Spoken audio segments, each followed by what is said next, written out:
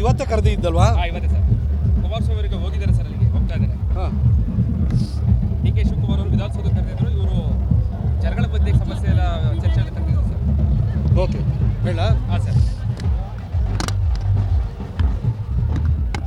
ಮಾಜಿ ಮುಖ್ಯಮಂತ್ರಿಗಳು ಹಾಲಿ ಕೇಂದ್ರ ಸಚಿವರಾಗಿರುವಂತಹ ಕುಮಾರಣ್ಣವರು ಬಿಡದಿ ಟೌನ್ಶಿಪ್ ವಿಚಾರವಾಗಿ ಬೈರಮಂಗಲದಲ್ಲೇ ರೈತರ ಸಮ್ಮುಖದಲ್ಲೇ ಚರ್ಚೆ ಆಗಲಿ ಅಂತ ಆಹ್ವಾನ ಮಾಡಿದರು.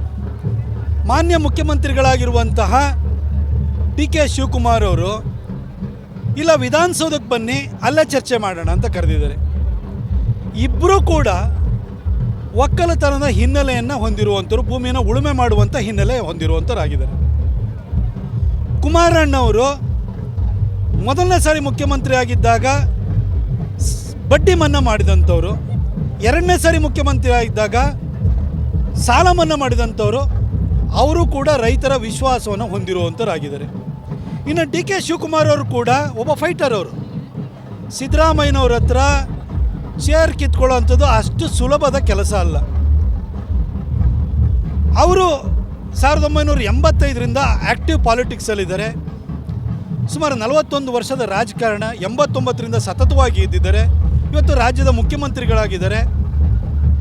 ನೀವಿಬ್ಬರೂ ಕೂಡ ಹಾಗೂ ಯಾವುದೇ ಜನಪ್ರತಿನಿಧಿಗಳಿರ್ಬೋದು, ಚುನಾವಣೆ ಬಂದಾಗ ಬೀದಿಗೆ ಹೋಗ್ತೀವಿ, ಕೇರಿ ಕಾಲೋನಿಗೆ ಹೋಗ್ತೀವಿ, ಮೊಹಲ್ಲಾಕ್ಕೆ ಹೋಗ್ತೀವಿ, ಅವ್ವ ಅಕ್ಕ ಅಣ್ಣ ಓಟ್ ಹಾಕಿ ಅಂತೀವಿ.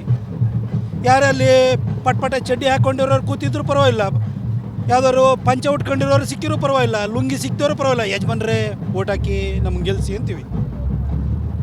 ನಮಗೆ ಓಟ್ ಹಾಕ್ಬೇಕಾದ್ರೆ, ನಮ್ಮನ್ನು ಅಧಿಕಾರಕ್ಕೆ ತರಬೇಕಾದ್ರೆ ಅವರು ನಮಗೆ ಅವ್ವ ಅಕ್ಕ ಅಣ್ಣ ಯಜಮಾನ್ರಾಗಿರ್ತಾರೆ.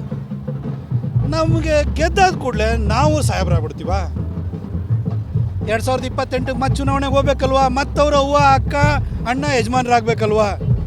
ಇವತ್ತು ಅವ್ವ ಅಕ್ಕ ಅಣ್ಣ ಯಜಮಾನ್ರು ಯಾರಿದ್ದಾರೆ, ನಮ್ಮನ್ನು ಮೇಲೆ ಕೂರಿಸಿ ನಮ್ಮನ್ನು ಸಾಹೇಬ್ರುಗಳನ್ನಾಗಿ ಮಾಡಿದಾರಲ್ಲ, ಅವ್ರ ಹತ್ರಕ್ಕೆ ಹೋಗಿ ನಿಮ್ಮ ಭೂಮಿ ಕೊಡ್ತೀರಾ, ಟೌನ್ಶಿಪ್ಪನ್ನ ಈ ಕಾರಣಕ್ಕೋಸ್ಕರ ಮಾಡ್ತಾಯಿದ್ದೀವಿ, ಇದರಿಂದ ಲಾಭಗಳಿಷ್ಟಿದೆ, ಈ ಭಾಗ ಬೆಳೆಯುತ್ತೆ, ಈ ಭಾಗದಲ್ಲೇ ಒಂದು ಏರ್ಪೋರ್ಟನ್ನು ಕೂಡ ಮಾಡ್ತಾಯಿದ್ದೀನಿ. ಬೆಂಗಳೂರು ನಾರ್ತಲ್ಲಿ ಏರ್ಪೋರ್ಟ್ ಬಂದಾದಮೇಲೆ ನಾರ್ತ್ ಯಾವ ರೀತಿ ಬೆಳೀತೋ ಹಾಗೆ ಈ ಕಡೆ ಹಳೆ ಮೈಸೂರು ಭಾಗ, ಈ ಭಾಗನೂ ಕೂಡ ಬೆಳೆಯುತ್ತೆ. ಈ ಕಡೆ ರಾಮನಗರ, ತುಮಕೂರು, ಹಾಸನ, ಮೈಸೂರು, ಮಂಡ್ಯ ಈ ಭಾಗಗಳೆಲ್ಲ ಬೆಳೆಯುತ್ತೆ ಅಂತ ಡಿ ಕೆ ಶಿವಕುಮಾರ್ ಅವರೇ ಕನ್ವಿನ್ಸ್ ಮಾಡಿ. ರೈತರು ಕೂಗಾಡ್ಬೋದಿಲ್ಲ ಅಂತಲ್ಲ, ಅವ್ರ ನೋವನ್ನು ಅವ್ರು ಹೇಳ್ಕೊಳ್ತಾರೆ. ಯಾಕಂದರೆ ತಲೆತಲಾಂತರದಿಂದ ವಾಸ ಮಾಡ್ತಾ ಇದ್ದಾರೆ ಅಲ್ಲಿ. ಅಲ್ಲಿ ನೆನಪುಗಳಿದ್ದಾವೆ, ಅವ್ರ ಹಿರಿಯರು ಬಾಳಿ ಬದುಕಿದಂಥ ಜಾಗಗಳಾಗಿದೆ. ಹಾಗಾಗಿ ಒಂದು ಅವರಿಗೆ ಭಾವನಾತ್ಮಕವಾದಂಥ ಅಟ್ಯಾಚ್ಮೆಂಟ್ ಇರುತ್ತೆ.